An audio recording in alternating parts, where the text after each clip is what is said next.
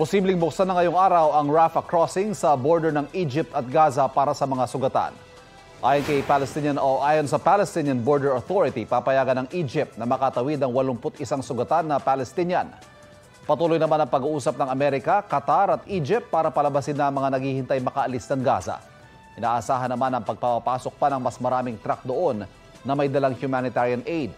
Kahapon nasa 66 na truck ang nag-abot ng tulong sa Gaza. Balita ko, may tututukan kayo tuwing 10:30 a.m. sa GTV. Alamin ang mahalagang balita at impormasyong dapat nyong malaman sa Balita Ko tuwing Lunes hanggang Biyernes. Mag-subscribe din sa GMA Integrated News sa YouTube.